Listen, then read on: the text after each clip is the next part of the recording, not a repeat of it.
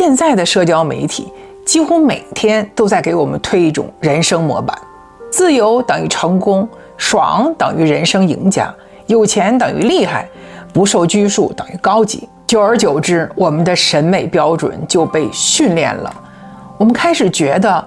酷等于值得爱，但问题是我们很少停下来想，这些酷的后面有什么坑在等着我们。最近我看了一项非常有趣的心理学研究，研究者在几十个国家，包括亚洲、非洲、欧洲、北美洲、南美洲和澳洲，在接近6000名受访者中进行了一项调查，问了3个问题：什么样的人才算酷？酷和好是一回事吗？酷的人所具备的特质，在不同的文化中有差异吗？然后把所有答案整理分析，结果发现，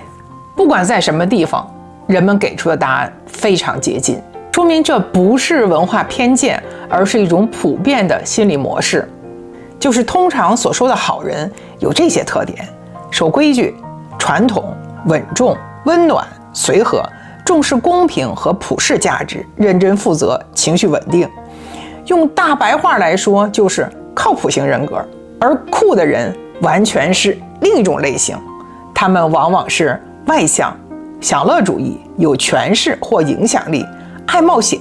开放包容、独立自主。简单的说，就是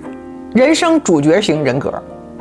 你有没有发现，酷的人在社交媒体上尤其吃香？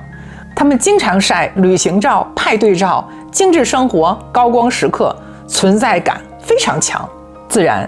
很吸引人。但你仔细想想，你就会发现，这些酷的人所具备的特质和某些自恋型人格的特征存在明显重合。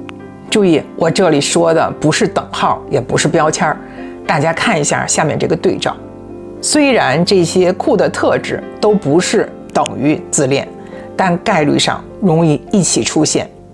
当然，自恋所涵盖的范围就更广了，包括许多特征，比如同理心偏低、强烈的特权感、自大、夸张、自我膨胀、强烈的关注需求等等。酷本身往往和社会地位相关，而自恋型人格的人往往非常在意地位和身份感，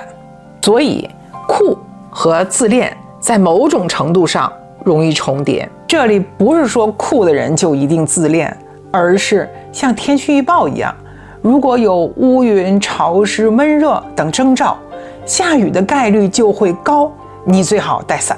又比如，你有一个朋友借住在你们家，走的时候留下一团糟，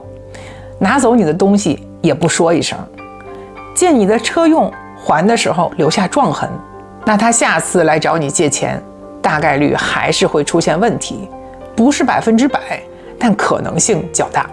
同理，如果一个人又炫又酷又以自我为中心，那么出现操控、冷漠、自恋的几率就会更高。另外，我们还常常看到，好人型人格的人往往最容易掉进自恋关系，因为好人往往很包容、很能忍，爱反省自己，不爱翻脸，不舍得放手，重感情，结果容易被利用、情感操控、洗脑、创伤绑定。公平地说，有些人只是酷不自恋，有些人只是个性强，有些人只是与众不同，但是酷和自恋这个重合度值得我们警惕。所以我这样对自个儿的女儿说，交个朋友找酷的人没错，适合长期关系的还得是好人。所以Mary is a good one， 至于他会不会听，我们下次见。